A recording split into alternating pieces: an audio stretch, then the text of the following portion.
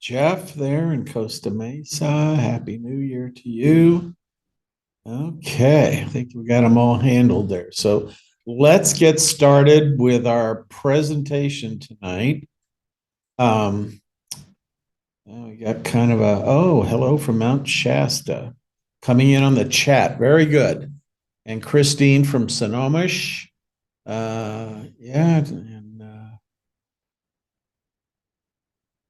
Yeah, great report from Gretchen about her knee. Excellent.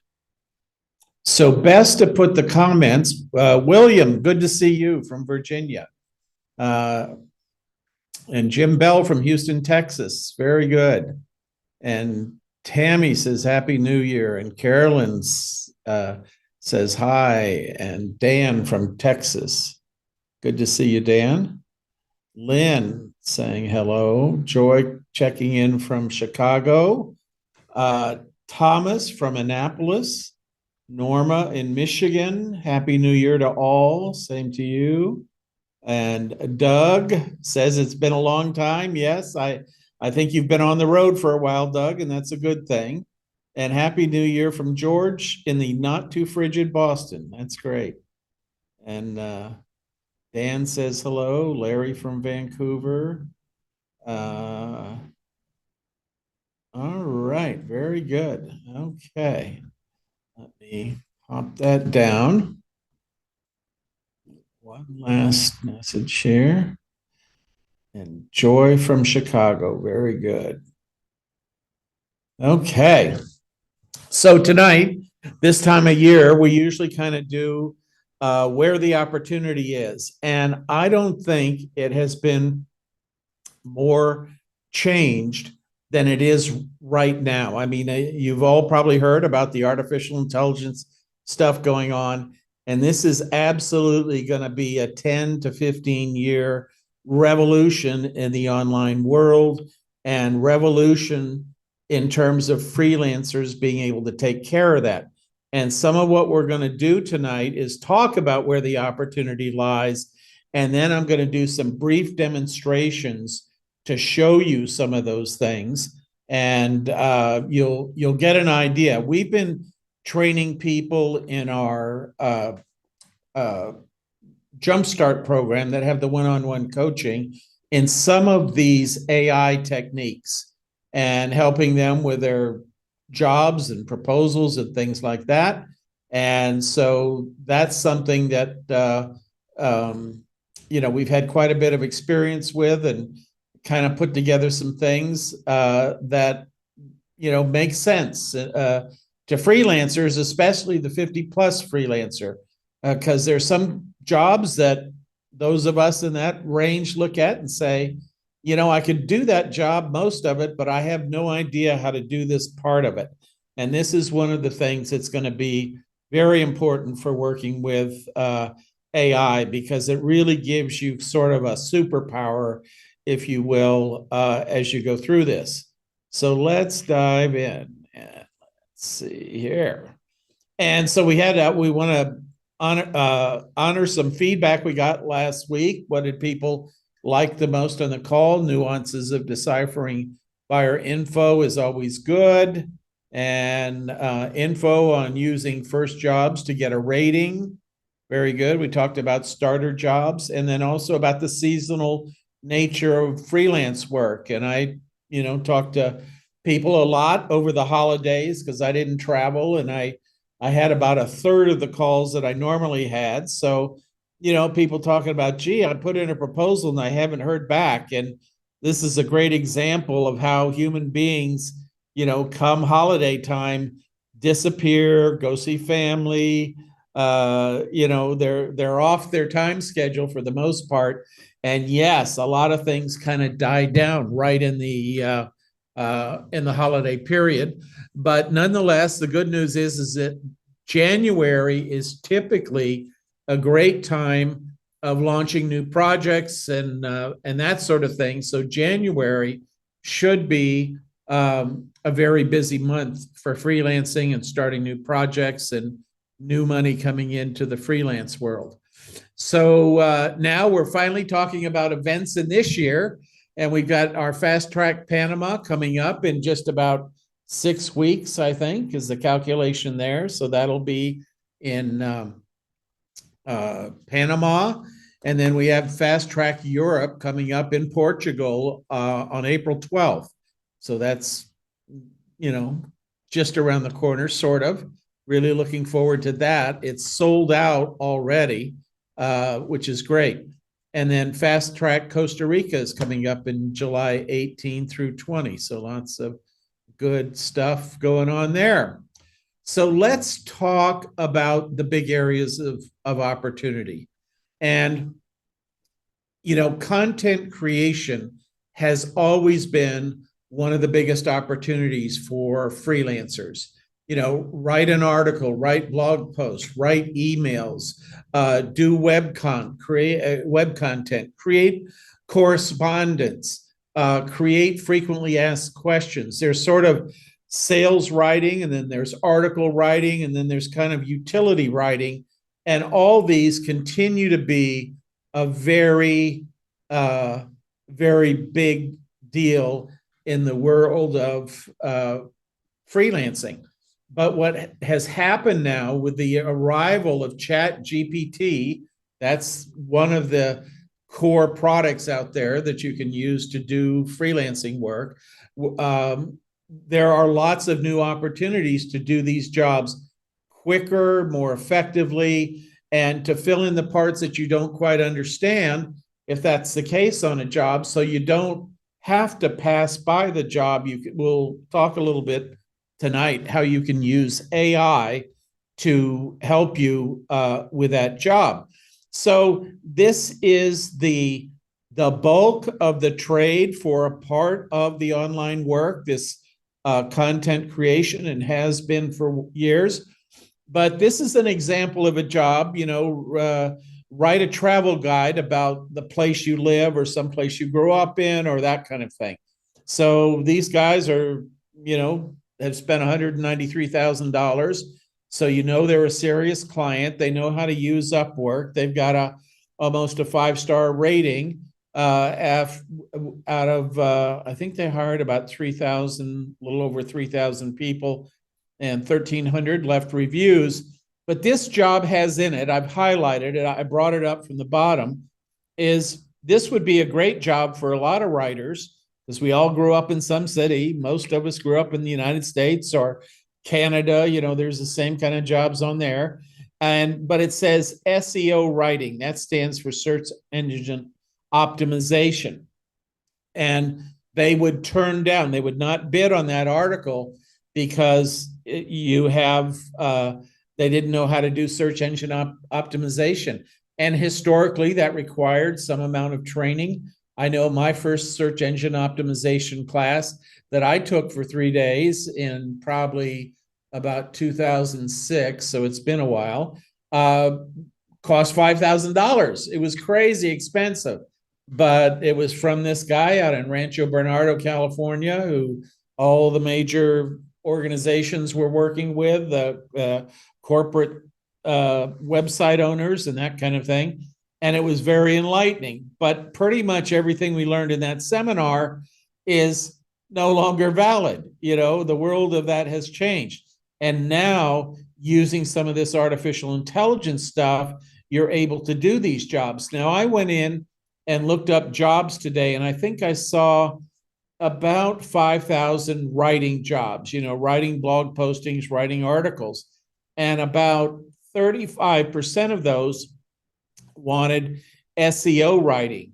And most of our members would not bid on those jobs because they didn't know a lot about SEO.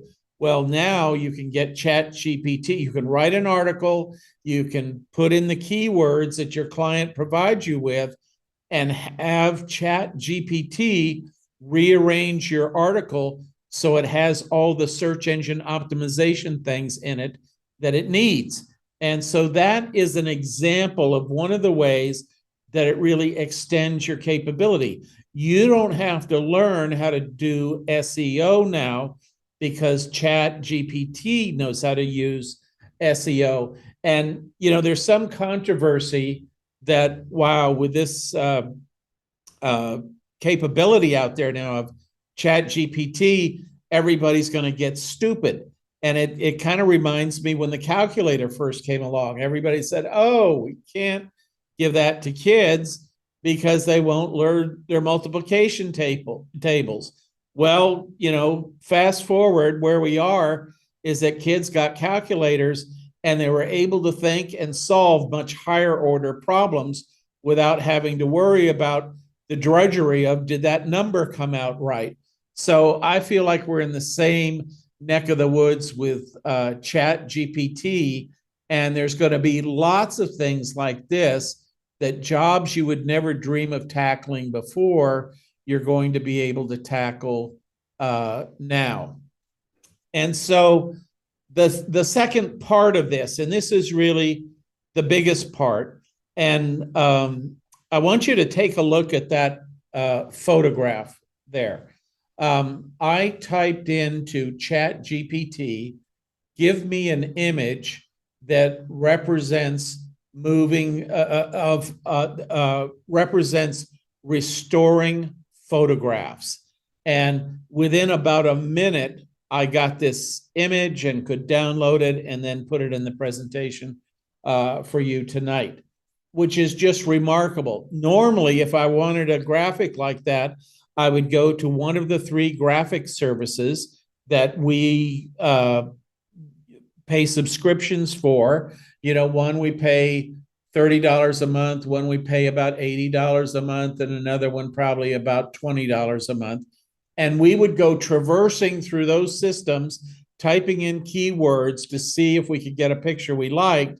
And what I was able to do here is type in what I wanted and let the system take over the imaginative part. Now, I'm not a graphic designer. I'm mostly a writer, and that's probably the most creative thing I do is in the writing and maybe putting together PowerPoint presentations and that kind of thing.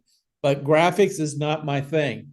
And it is truly remarkable that a person like myself with no real graphics capability could create a graphic for a slide in a matter of a minute by just typing in kind of what I wanted it to represent. So you might say, well, I have no idea how to do image and graphic design. Well, with this, you may not need to. You might need to learn some of the prompts of creating a logo and bringing a feeling to a logo and bringing color sets into a logo. But Chat GPT is going to do the hard work. Now, the other interesting thing out there is there are some tools that do PowerPoint design. And you could sort of design a presentation, just outline it in Microsoft Word and send this to this AI program, and it will put in all the words and it will find pictures to put on the slide that kind of go along with those words. And it will deliver back to you within a matter of minutes a full PowerPoint presentation ready to go. So just an amazing bit of technology there. Photo restoration, something we already talked about.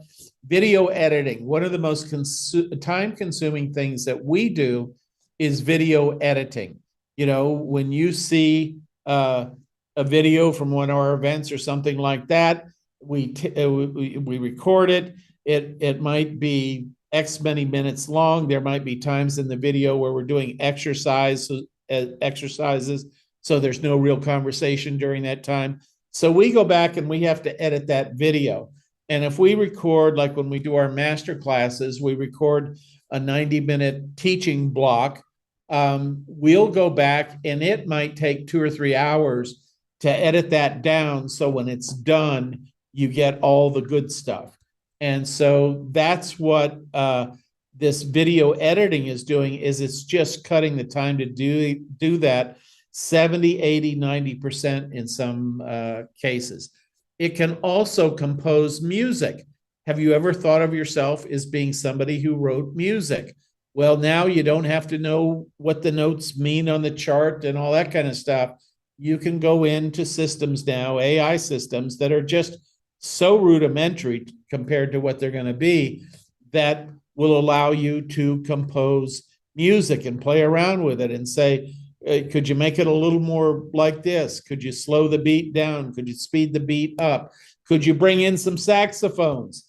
And all those things will just happen, and the music will play back to you. And then kind of a techie area of content creation, but one we're going to see more and more, is data analysis and visualization. You know, we have bazillions of numbers in spreadsheets, and those are going to wind up in the graveyard because nobody likes to sit there and read spreadsheets. Well, now with the new data analysis tools and visualization, you can drop those spreadsheets into ChatGPT and ask it to create a graphical representation of the data. And then as you look at it, you might like to put it in a different way. You might like to change the axis. You might like to change the difference in the incremental values between points on a curve or something like that.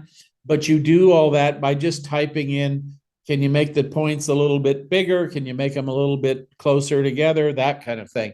So lots of ways to become a different kind of creator on Upwork, because certainly anybody that can say, can you give me a photo that shows the concept of taking an old photo and restoring it to a new photo.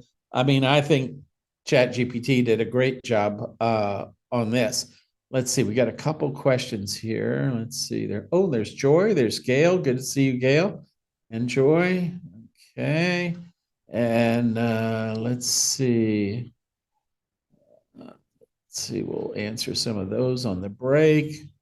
And Audrey, you know, we will send out the name of the PowerPoint application in the notes. So when you look at the playback notes tomorrow, you should see those tomorrow afternoon. Yes, and Yvette had a question. There are two versions of Chat GPT. There's Chat GPT 3.5, which is free and available. You just go to Chat GPT and sign up for an account and you're in. If you pay $20 a month, you get all this other capability. And so if you're a professional and making money with this, you certainly would do it. If you were a proofreader and you use Grammarly, it's the same kind of thing. You could do proofreading the old-fashioned way, but most proofreaders I know and editors say that they can get an hour's worth of work done in 15 minutes when they're using Grammarly. And this is the same way. You get tremendous time savings with that. So let me make sure we get that note from Audrey there. Let's see. Okay. All righty. So we're going to go in and show you how one might use an article. And I'm going to have to switch all this stuff around. So we're in the Chat GPT realm. 1 second here. I'm going to share Zoom. We go to Chat GPT. Let's see here. And so I'd like your help. Can somebody suggest a topic for an article, kind of a subject matter area that you might think of, or a topic that is interesting to you, just anything. Jim, yes, writes poetry in Chat GPT, writes phenomenal poetry in the form of birthday card messages after entering a few bullet points of info about the person. It's just remarkable how it does that. It takes all the sting out of writing those cards. Let's see here. We get some bike tours in the Netherlands, and from Jeffrey and Irwin, 1,400 calorie a day diet, and William, politics in America.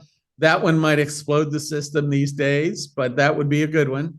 Personal safety for women traveling alone in Europe, and Gail humorous birthday greeting. So all of those are well within the range. But if what I think is that Jeffrey's is going to be best for illustrating the point that I'd like to make. So what we're going to do is come down here and just say, what topics should I cover if I am writing a 500-word article about, and let me make sure I get it exactly right.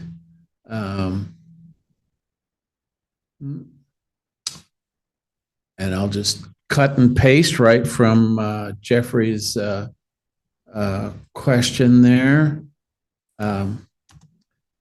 Bike tours in the Netherlands. And obviously we're doing this in real time. So you're watching this happens, just as we talk through this. And it's fast. I mean, so Jeff, if you could give us an idea. So this is suggesting topics that you put in the article.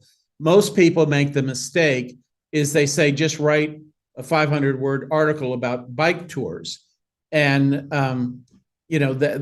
what I like to do is I like to go through the different points here, maybe 10, and I like to pick out 3. An important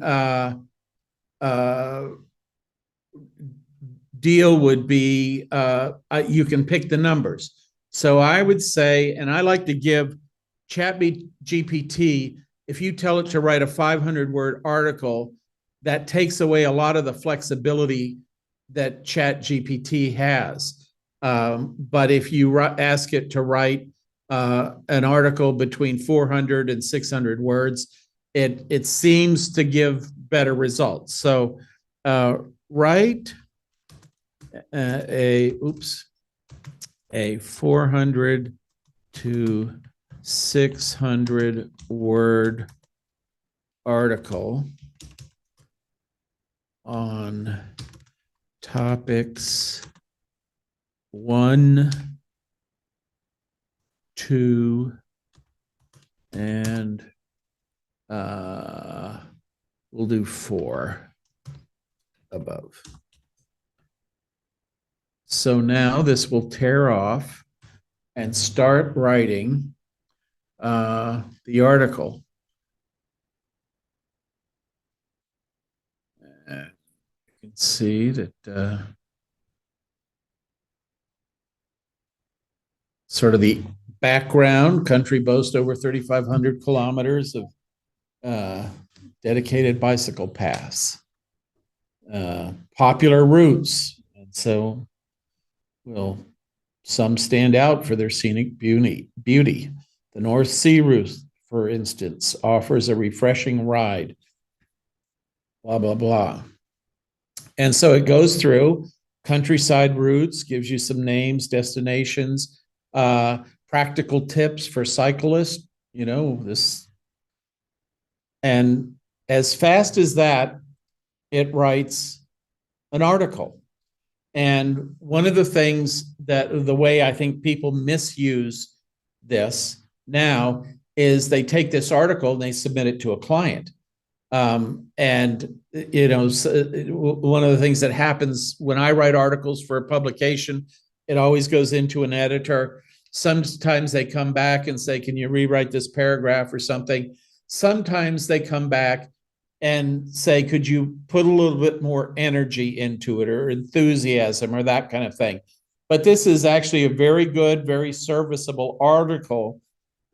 But if you use this as your baseline, now you could come in here, and one of the prompts you can use is make this a little more spicy. And it will change the tone.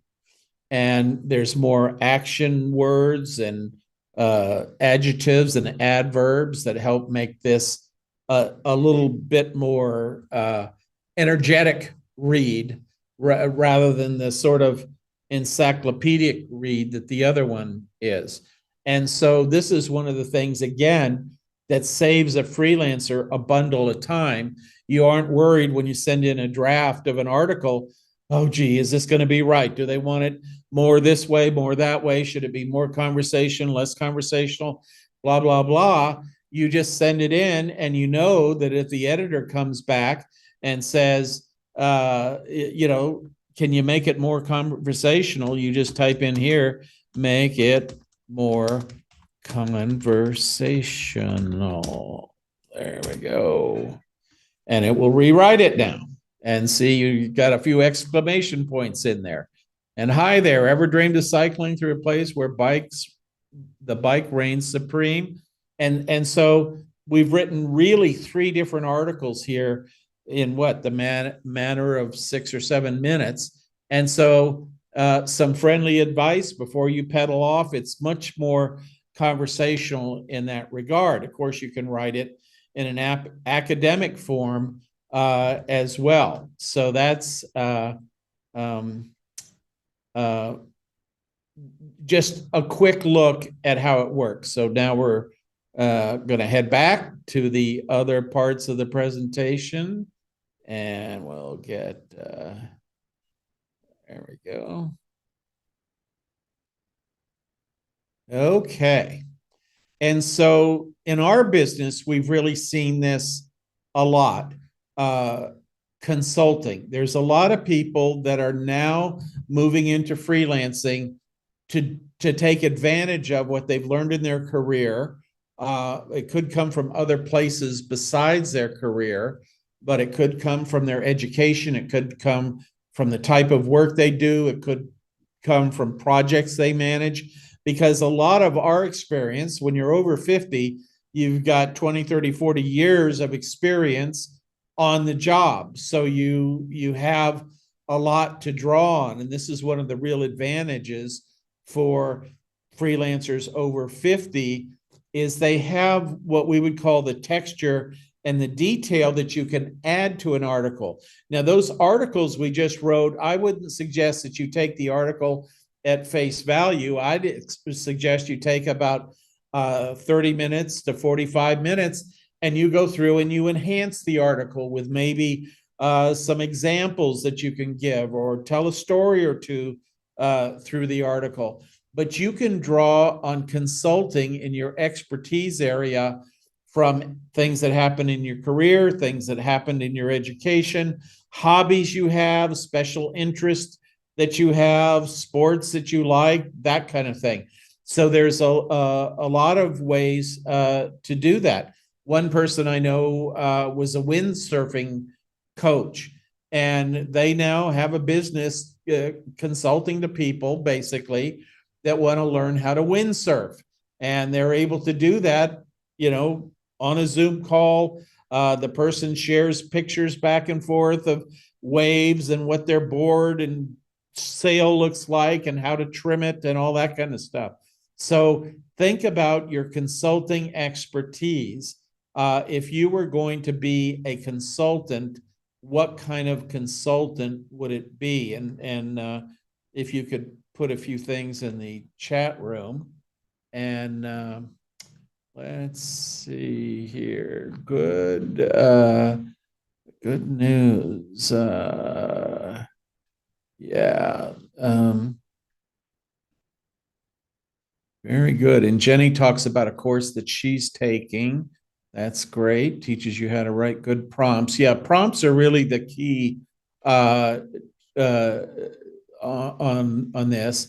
And also, Jenny points out that you should be aware that in the 3.5 version, there's a limit on how many times you can ask something before you get what are called crappy answers. So that's why it's better to, if you're going to use it a lot, pay $20 a month and you don't run into that, that stuff. And as Jenny mentioned, one instructor framed it, it's like having 1,000 interns doing research at your disposal. Yes, that's a remarkable part.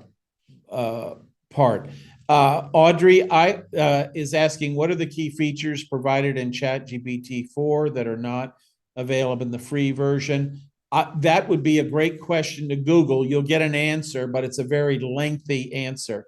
For example, ChatGPT 3.5 doesn't create any of the pictures or photographs or that kind of thing. So it's just, a different animal there. But that's consulting expertise. And let's see, did anybody put a consulting expertise? There's Andrea. Ask the question, I'm seeing a number of jobs in which they are adamant that you do not use ChatGPT or AI in general, and they have apps to monitor that. Is this just early stage paranoia? And how does the freelancer handle that? Yes, it is early stage paranoia. I think it's going to go just the opposite way. I think over time, because it is like having 1,000 research assistants, that people that you're writing articles for want to make sure you're getting the latest interesting and relevant information. And that's where ChatGPT will do that. Now, there is the ability to check and see if something has been written by ChatGPT, just like Grammarly checks for plagiarism. When you check for plagiarism in Grammarly, it in an instant compares what you've written with everything on the web and gives you a score to tell whether it's been plagiarized or not. Remarkable, I know, and that's been doing that for 3 or 4 years. Well, the same thing happens with ChatGPT. There are certain telltale signs that these other programs pick up from time to time, but the way you overcome that is you spend 20 or 30 or 40 minutes with each article you're writing and add some uniqueness to it that is your own. So it's like it's written by the machine, but you handcraft it after the machine has written it, and you add your own stories and that kind of thing. And for the most part, I think this is going to quickly pass because people giving freelance jobs don't want to fool around with possibly making a mistake. If they're having a list of the 7 things you absolutely need to know about their topic and you leave out a major thing, then that's bad for them. And Jenny is saying 4.0 is much more creative. I'm able to handle so much more information to input. It can learn your writing style. And yes, this is the way I use it. Over the past few years, I've written over 200 articles, and I'm able to put it into ChatGPT and make a persona. And I can say, write this as if it was Winton, and it sees all my constructs and all that kind of stuff there. And ChatGPT is based on content up to September of 2021, as Jenny is sharing. So it doesn't have the most current information. So that's something there. And Richard says ChatGPT likely ignores copyrights. And yes, it does. The New York Times just sued ChatGPT because it said they think they're using some articles from the New York Times. But here's the issue. I talked to a copyright lawyer about this, is what ChatGPT is doing is it's reading, let's say it read articles about the New York Times, and those articles are copyright, but the New York Times makes those freely available, or some of them anyway. But what happens is ChatGPT does not write the same article word for word. It does the the same thing that a research team would do is they go out and they find out information about a topic, and then they put that all together in a unique way for their audience. So that's what, so I think this issue of copyright is not going to be a big issue. I think that there might be a financial settlement somehow, is that Chat GPT might cost $30 someday, and maybe $5 out of every subscription goes into a copyright pool, just like it does in the music industry, in the way that, there's lots of examples of the way this whole copyright thing has been handled with both YouTube and Apple Music and those kind of sites. So I think that's what will happen there. Now, we've talked about this many times. Lots of online coaching now coming through the networks on many different topics. And the best place to start there, and mentoring, is with your domains of knowledge. You just don't run out and say, I'm going to be a coach. But if you've been in the pharmaceutical business, you say, I will coach people that are in the pharmaceutical business. I mean, that might be a way to look at it. If you're a really good person in the field of supervision or personal productivity or something, that's also a domain of knowledge. So that would be an area that you could coach people, but it would be very untoward to just run out and be a generic coach. So when somebody changes from one job to another, when they change from one career to another, if they're going through salary negotiations, if they're learning new skills or want to figure out how to learn new skills so they can move up, that's something they might do. If they want to learn how to communicate better, relationship skills are very in demand, coaching and mentoring kind of area for managers that have to deal with people, especially most people now are working remotely, and that puts a whole new multi-layer demand on supervising people versus them working in your own building. So that's happening out here. Let me take a look at a few of these. Let's see here. Okay. Yes, and Patty says she's loving 4. Yes, and human resource coaching to hire, train, and motivate and retain your dream team. Yeah, that's very good. Excellent. Okay. So online mentoring, and we actually have a whole Tuesday night call coming up, I think in 2 weeks, where we're going to talk about coaching. And we did a couple of those last year and actually show you some of the articles out there talking about coaching. Again, e-learning is benefiting tremendously from this new AI that really was just getting started about a year ago at this time. So if you have domains of knowledge like sales skills, supervisory skills, project management, workflow, engineering, and again, hobbies and interests, you can create a course about it, or you can work for somebody that does. And I want to demonstrate, let me just see this next slide. I think we're going to go to, well, this is Dr. Kathy Marshak, and she is one of the world's leading experts on the subject of neurodiverse couples, married couples. And she's a psychologist. She's clients in her office on Zoom. And she has to do about 5 hours of education before the real work starts. And what she did is she went out and built a course. She and I collaborated on this. And it's a course that goes through that 5 hours. So the people like it because they can do that stuff on their own schedule, and they can learn all the foundation concepts, and they don't have to go into the office or go on a call. It's just much more convenient. And the course, sells for, I think it's about $200.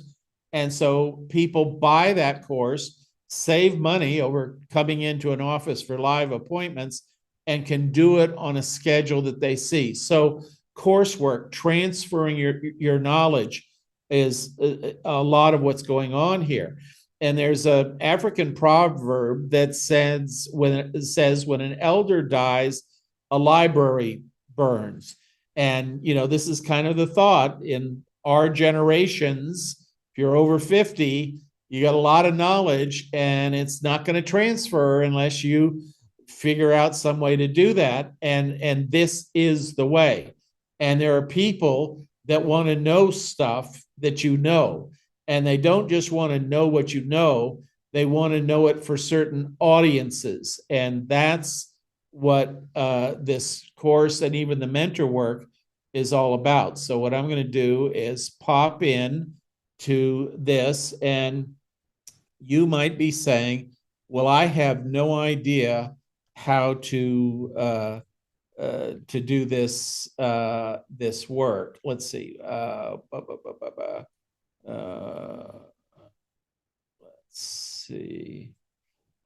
So I got a question there that I'll answer when we come back, and I'm switching over to a new share. And I was working with one of our Jumpstart people earlier this week, and we were using Chat GPT, and so we're going to go in here and get a new chat message. So we would say, let's see, let's say you want to be you want to make a course for high school students on American history, because you taught American history and you have a passion for it and a love on it and that kind of thing, but you haven't really thought about what you should cover. So you can come in here and say, what topics should I cover in a course about American history in the 1700s. And I misspelled should. I left a D off. And this system is very tolerant of typos. Not that you want to make them. The better data in, the better data out. But it does a really good job of minor mistakes. So here's the topics you should cover if you want to cover the 1700s. And so this might be something that you would tutor somebody on, and you would say, oh yeah, I forgot about the French and Indian War. And really, I was a little fuzzy about the road to revolution and whatever. And you'll see, we do this similar to the way we write an article is, there we go. And we could say, for example, could you write an article on topic 3? Or could you prepare a curriculum? Could you prepare a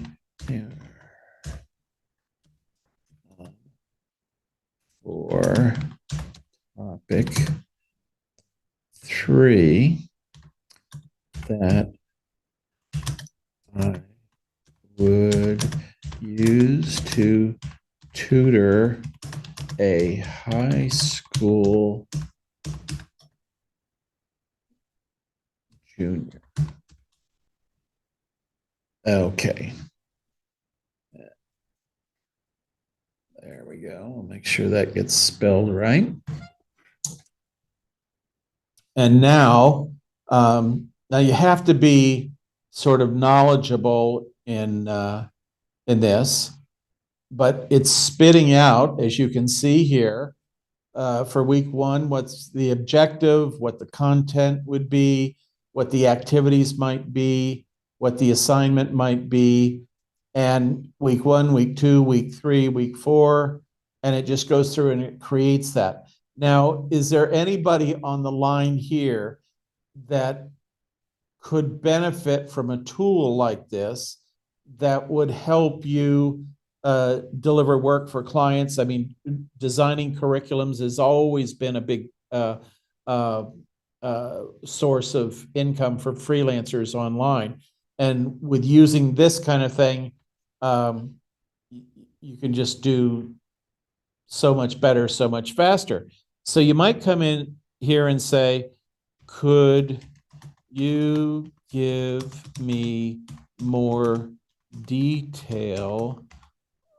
Let's see.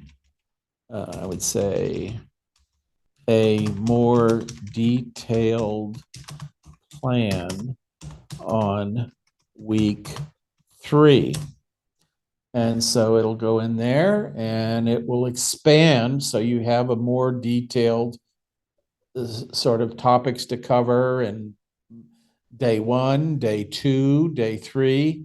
So you can really drill down in that and really pretty quickly throw a curriculum together, teach any topic, that sort of thing, do the tutoring. So an amazing resource for putting this information together. And ooh, I just saw a wow face go by. That's great. So lots of good stuff to learn here. Again, giving you more range in the projects that you work on. So we're going to go back now to our presentation and get these other elements in here. Let's see, 5. Okay.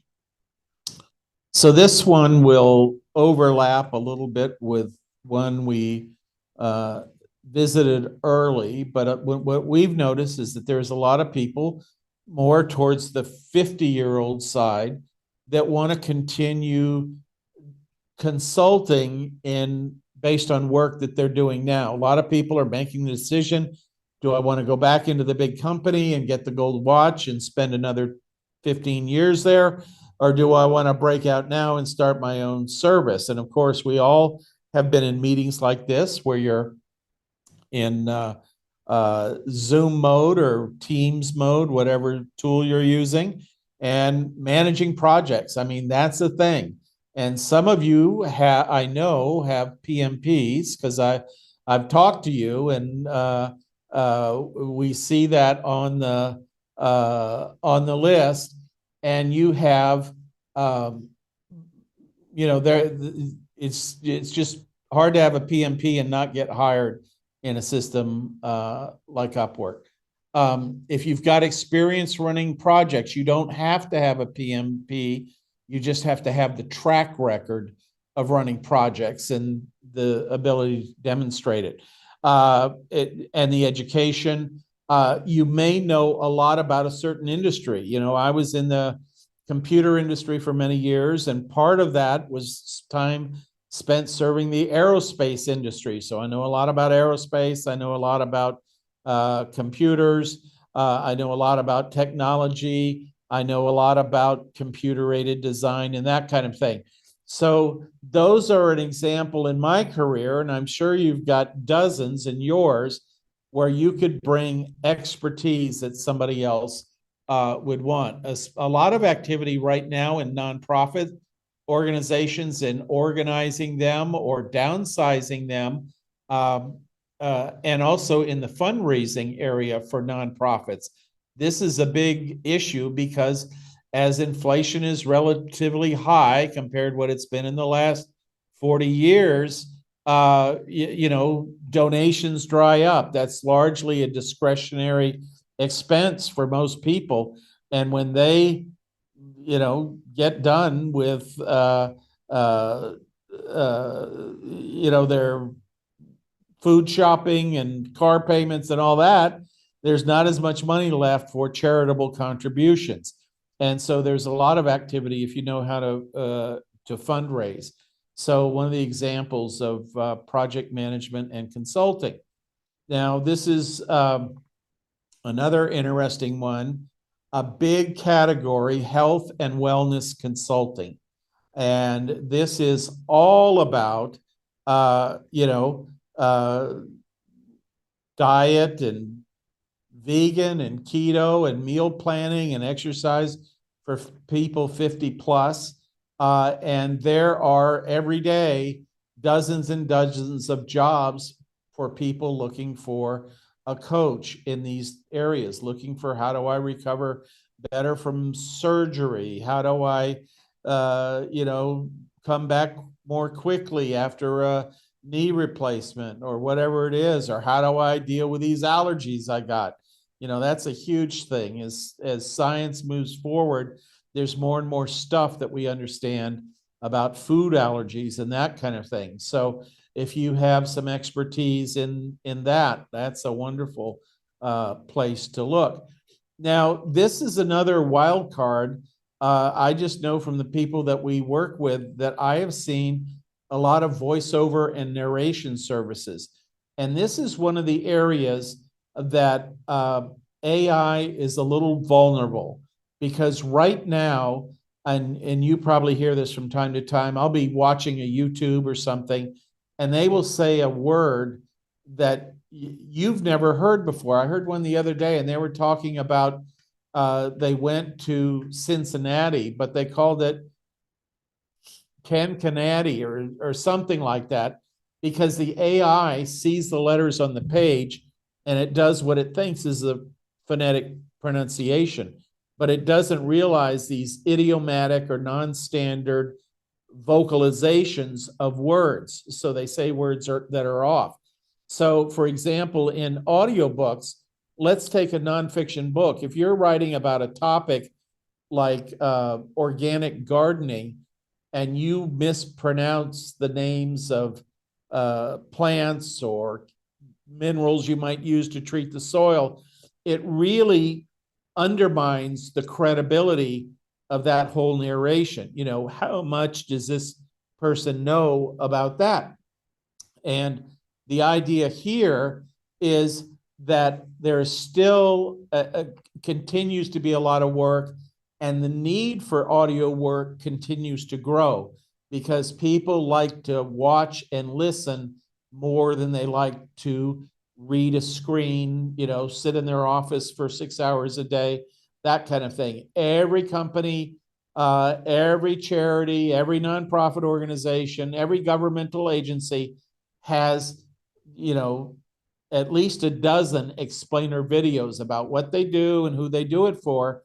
And they put together the video, and then they go hire voice talent to do the script, and that's the narration goes over the top of the video.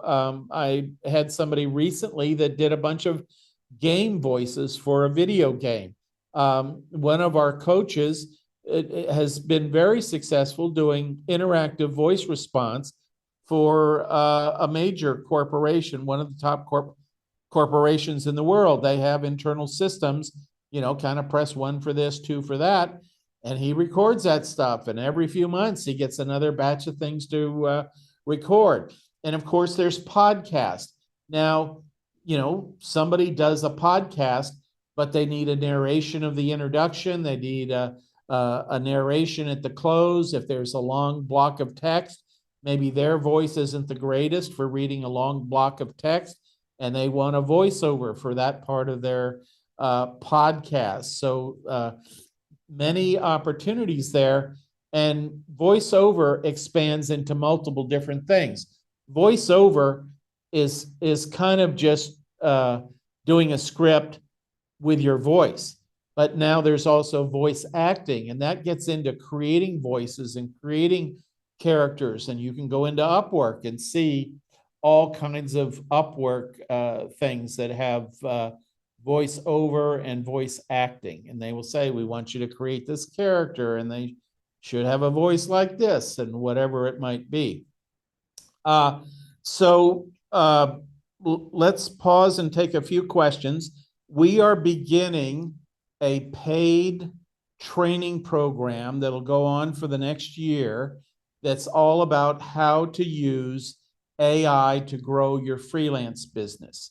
And it includes 52 weekly videos. Usually we've already done 6 of them now as we launch this, and they are between 30 minutes and 45 minutes. We do a summary of the video in written form, and we have downloads of relevant information. And sometimes when we're doing the lesson, we'll recommend the tools that you would use. ChatGPT is only one of the many tools that is out there. And we do 4 quarterly live Q&As. So we get to do that. And then we also have a private Facebook group just for people in the AI thing to swap ideas about, using AI to grow your freelance business. So the pricing for this system normally will be $240 for 1 year. So, that's what, $20 a month. Or you can do it for $19.95 a month. But if you do the Founders Edition, you get some extra goodies. There's some bonuses offered in there. And I was pretty proud of this picture that combined AI and the dress of the founders dress, what people would be wearing in the 1700s. So you get everything we just talked about, the 4 quarterly live 90-minute workshop Q&A, the private Facebook group, and then those that come into the first 100 people that come in get email access to Evan Swingholm and myself for answering your questions, which is $150 value. And then you get 2 one-on-one Zoom calls with myself and or Evan, and that has a value of about $400. And we have pop-up meetings planned throughout the year. So that means you'd probably get about a week notice, and we would do a special presentation. And let's see here. I know I have the 2 shopping cart items, and we're knocking tonight, and this is for the first 100 people that come in, the 240. If you buy the annual subscription, you get that. Let's see, we're gonna send this to everybody. You get all these bonuses.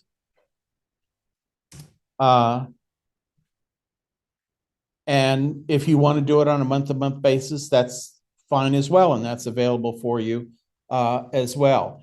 And this presentation is devoted exclusively to helping you and using your examples and our knowledge of working with freelancers, thousands of freelancers, on how to make the most out of this AI as it unfolds. So let's see here. Yeah, Sharon, love to be able to create great workshops for members, but I need help. This looks like a great first pass to get subject matter experts thinking about the deep technical issues to be covered off.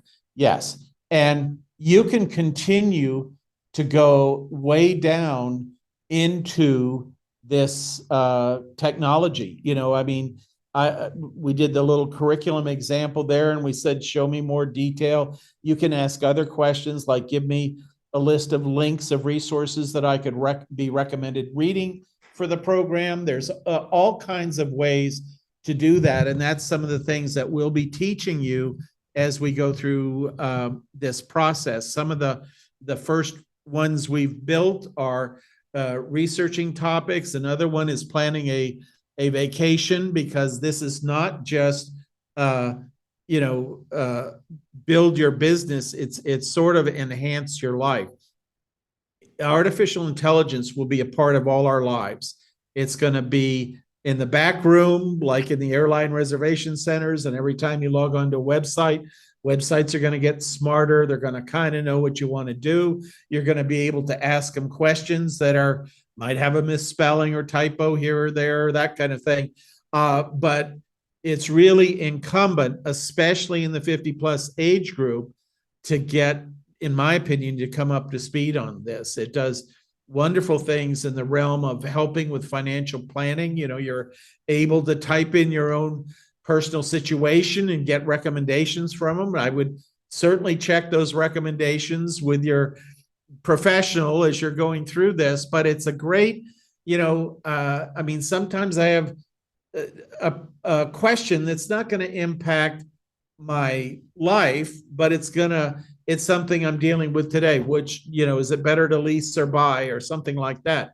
And this is a great tool for doing that. It chews up spreadsheets and you can say, show me the most interesting part of this data out of, thousands of columns of data, and it will come up and highlight the most interesting answers. So let's see, and we'll throw it open for questions now. It looks like we have a few. Here's one from Cheryl, and this applies generally to freelancing. Who owns your work? I'm looking to create a YouTube channel, and I would like to use some of the content I create for a freelance article for my YouTube. Okay, so the deal is on YouTube, when you post a video to YouTube, you give permission to share that video or you restrict it. And what that means is we have in some of our courses, we take links from YouTube that we didn't create, but it might be somebody talking about a topic that we felt is very important in the course right at that point. And we put that through our system in our Thinkific system. That's our courseware system. And then we save it. And if you can see the link sticks in Thinkific, that means the permission has been granted to share that. So you're able to share that video in your system. Now, there are limits, and it's specific. I mean, you couldn't take a video course, you couldn't take somebody's whole channel, I wouldn't recommend this, and put it on your website, and you're basically stealing their course to be your course. That's not good. But we use lots of YouTube videos from different people that represent different things, different points of view, and you're able to run in there and get that, share that information, and it's wonderful. And that's kind of how the copyright thing is going. There's this concept called fair use. Your copyright lawyer should be able to tell you about that. But if you're commenting on a video or a passage from a book or that kind of thing, you have the right to pull some of that and share it and then comment on it. Where people get into the trouble is when they share it and it's not really in the spirit of commenting on it or using it to add to the conversation.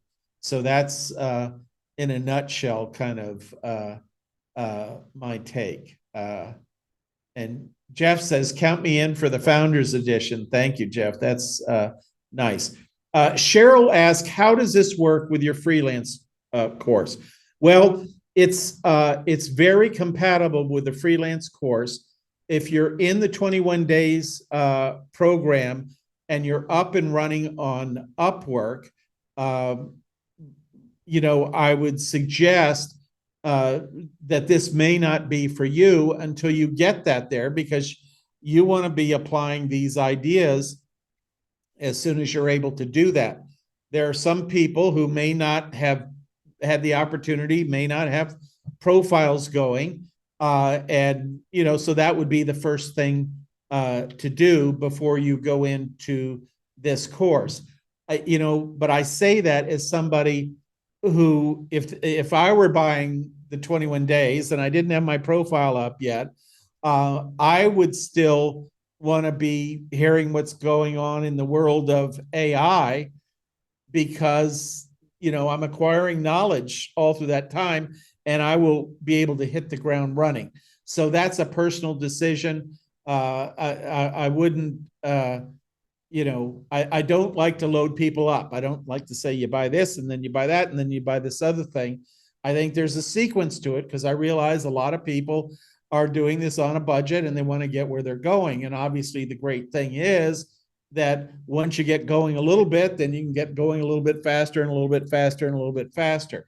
I do think that a year from today, that everybody on this call that's freelancing will be saying, boy, I sure am glad I started figuring out AI early on because it's not that hard. It's so simple. I mean, you see just the things that we've done here tonight, and they really make that sing. But the ways that will make money for you is I talked to somebody that just told me that they bid on a job to write an article. It usually would take them 4 hours to write that article. They were in our Jumpstart program and they used the techniques that we taught them in that in order to write the article. And they said they were able to do the whole article in 90 minutes.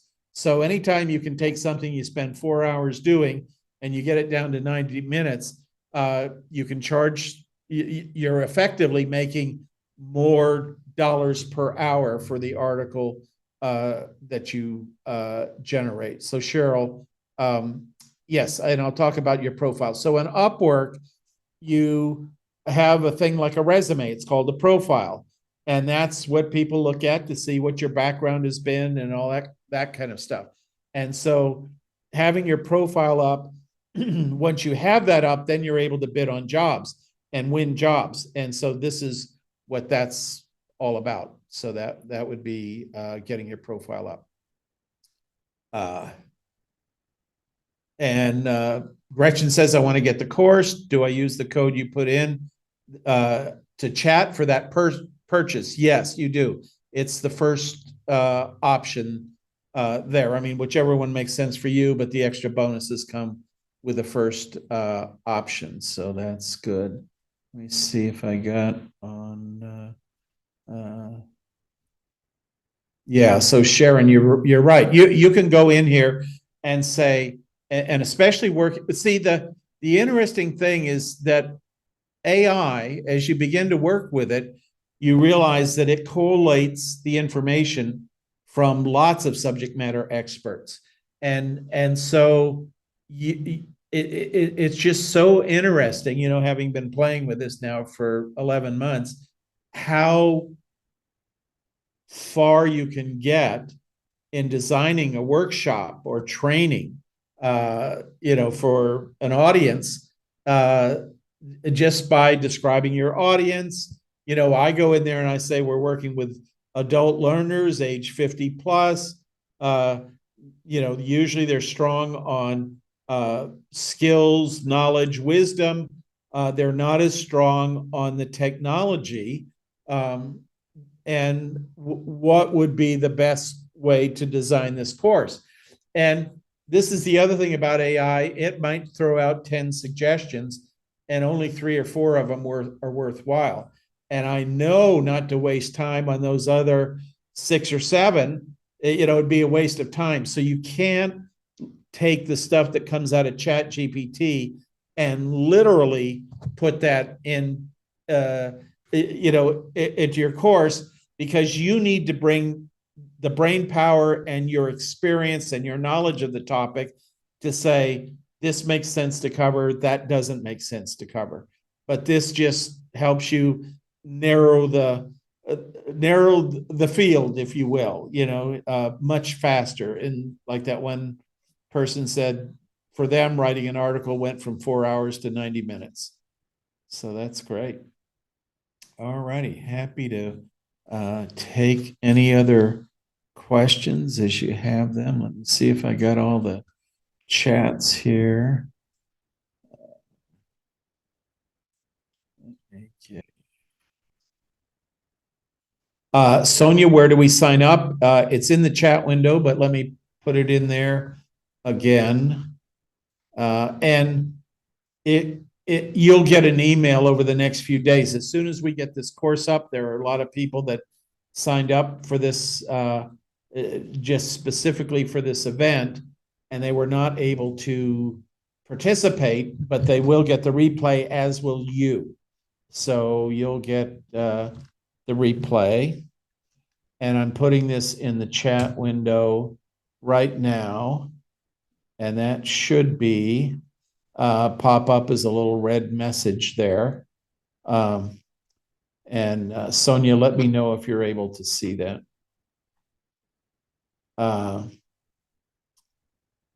Audrey wants to know, how does ChatGPT compare to Bing and Google?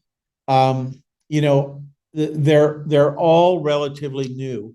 I mean, Google really, to me, seemed to be sort of caught unaware, just like Microsoft. A lot of people don't know this, but I was in the industry, so I follow industry stuff. But Microsoft really missed the whole internet. At the time, it was Bill Gates and Steve Ballmer that said, you know, we don't think this internet is going to turn into something. And, you know, look what Google did, you know, became one of the largest companies in the world, taking advantage of it. And so they're, let's see. Yeah. So I haven't used Bing or Google. We do some lessons in the course on Bing and Google. And Evan has had much more experience with the two of those than I have. And so we've got some of the lessons plans that he leads in there to speak to those topics. But also just from a new perspective to me, because I have used both of those, the ChatGPT seems the most advanced and the easiest to use. And I know that when you're teaching people 50 plus, you have to start with one thing. It's just like we teach people to work on Upwork. There's, you know, 150 other platforms out there, but we found that Upwork is the easiest one to teach on, and it has the most jobs of any system out there, and it pays freelancers by far more money than any other site in the world. They paid out, I think, last year about $4 billion in money to freelancers that work through the Upwork network. Let's see.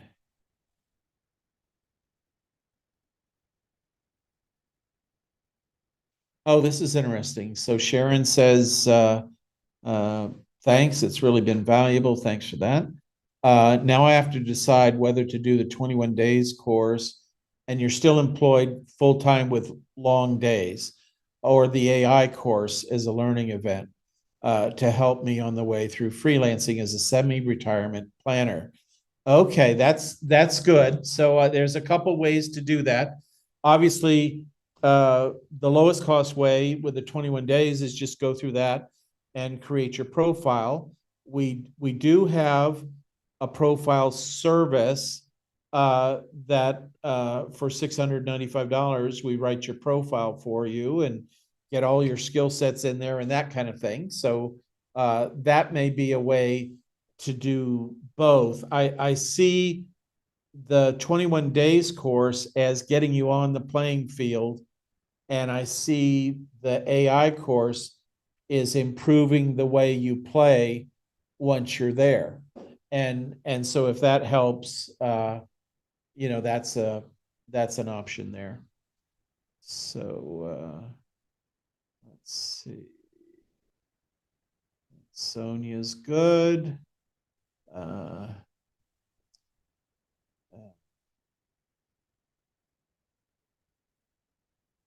So Cheryl asked, I'm just getting restarted, which is something that happens with this. You know, people come into our programs, they have jobs, they think maybe in a year or they won't have the job, so they come into the program.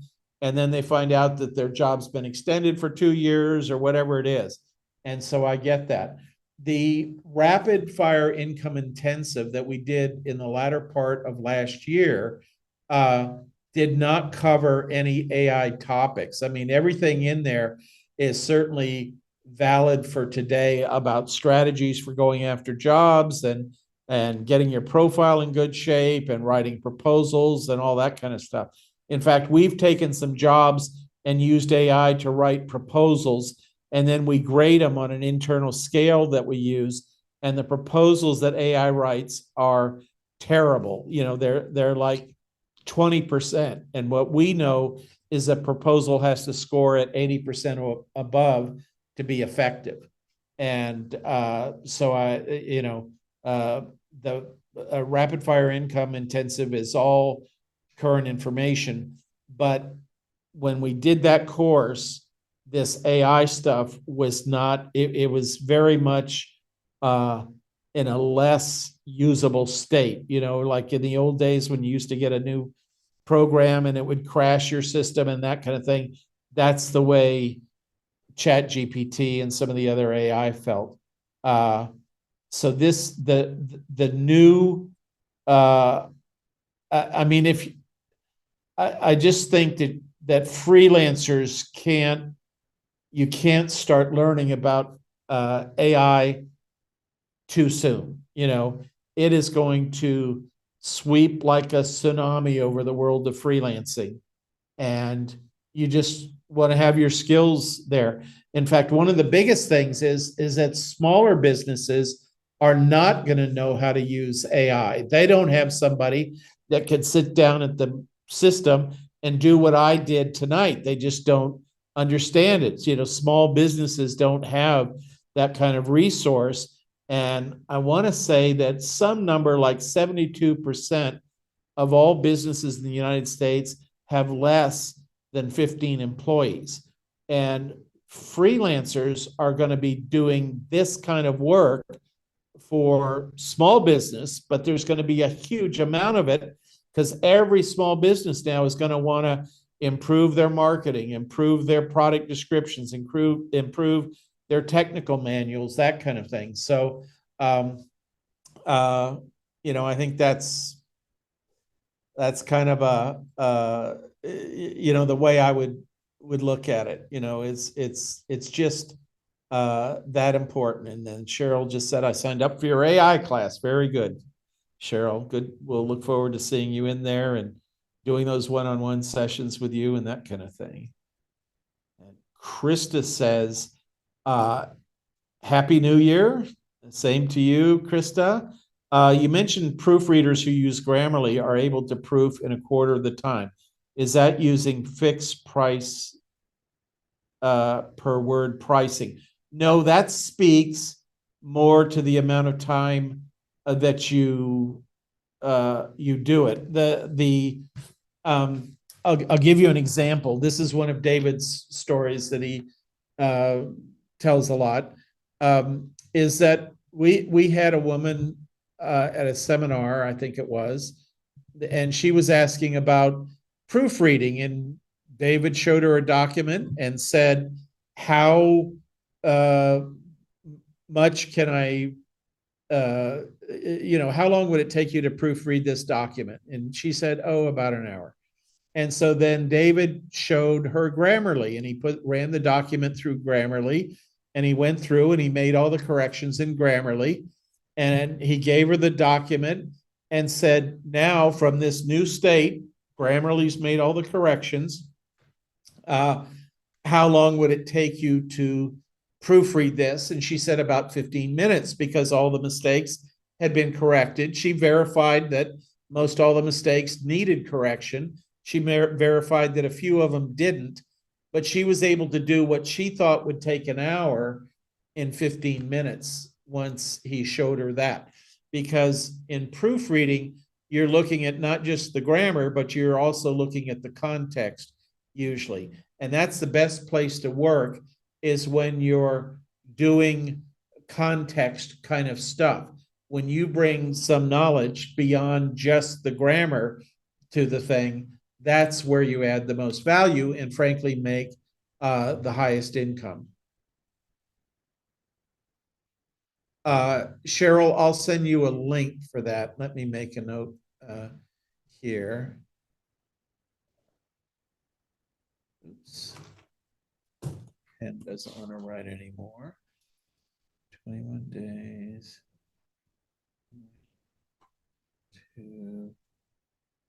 Sure. Very good, Cheryl. Okay, got that. Excellent. All right, any other questions, thoughts?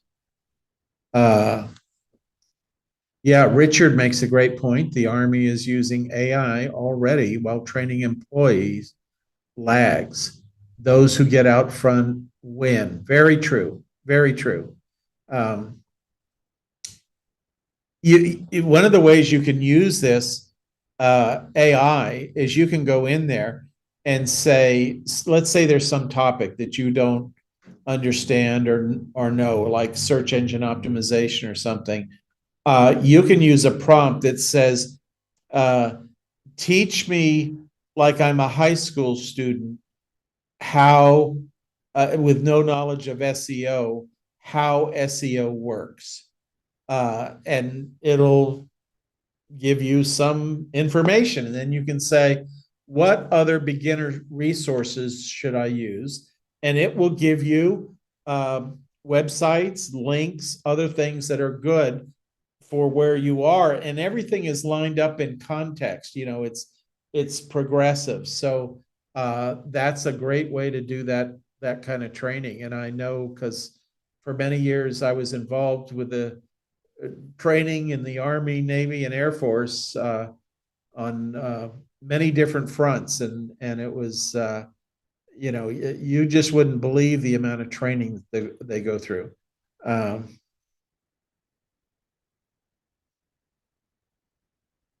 Cheryl, I'll update you to the most current version of that. So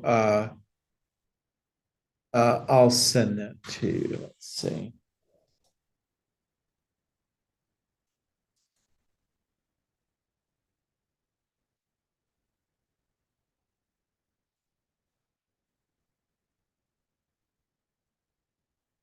Very good.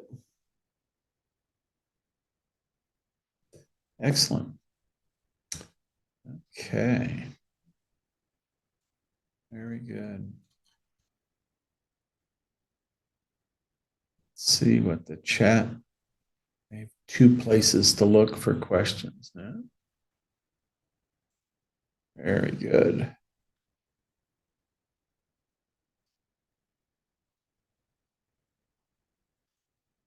All right. Thank you, Cheryl. Glad to help. Okay, any other questions, thoughts, questions about how you might use AI? One of the ways that we've used AI a little bit is to write product catalog copy or project catalog copy. So as you know, you write your profile and you bid on jobs, but now Upwork has the project catalog area, which is a lot like Fiverr, where you just say, hey, I'll proofread 10 pages for you for this fixed price. And AI, you can have up to 20 product, I call them product because that's what they really are. They're not project, but project catalogs. That's what Upwork calls them, which are, you know, I'll write an article for you for $130. I'll make a PowerPoint for you. And they don't really say the price. They say for, let me see if I can show it, for $50 and up. So if you go in and say, you know, I need 10 slides, they'll probably make that one for $50. But if they say I need 100 slides, you're going to pay, you know, $1,000. It's not, and this is one of the great things about those project catalog deals, is that it's like you're able to, for the person that doesn't like to write a job description, they can just go in and buy your services off the shelf. But it's a chance for them to get to know you and to begin unburdening themselves, because if they knew how to do it well and fast, they wouldn't be asking a freelancer to do it. And so that's why the project catalog is so helpful. So let's see here. Okay, I think we are caught up on all the questions. Still can't see.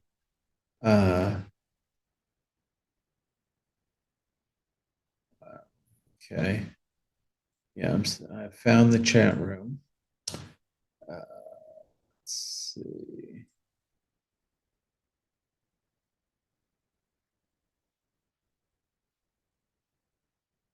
Excellent.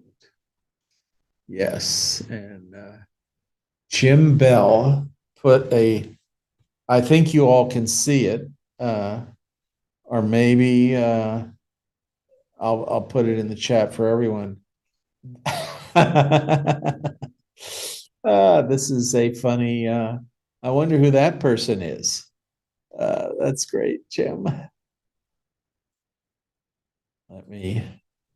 This is Jim wrote a poem about yours truly. There we go in the chat room, so you can take a look at that. Excellent job. And yeah, it's amazing. There's lots of, write a best man speech, write a humorous birthday speech on there. That's a great way to do this, and also a great way to use this system. You can say, make this funny, and it will make it funny. And a lot of times it won't be funny enough. Like, who's Ron White, the Southern comedian, kind of, that is always out there with a glass of, scotch or something. Ooh, let's see. I just got a text. There's somebody picking something up. Let me just do that on my way. And so he said sometimes he tells a joke, but he knows we have to send it back to the joke factory. And the same thing happens with Chat GPT. If you use it to write humor, sometimes you have to send it back to the joke factory. So you tell Chat GPT to rewrite it. Yeah. Very good. Okay, I think I got all the questions. I'm going to have to run, and enjoyed it tonight and look forward to seeing you next week. Have a great week freelancing, and best wishes for a very prosperous new year, and hope our paths cross in person. We're going to have a bunch of events with International Living this year, and then we're going to have some private events this year. So we'll have lots of opportunities to get together. So take care and see you next week.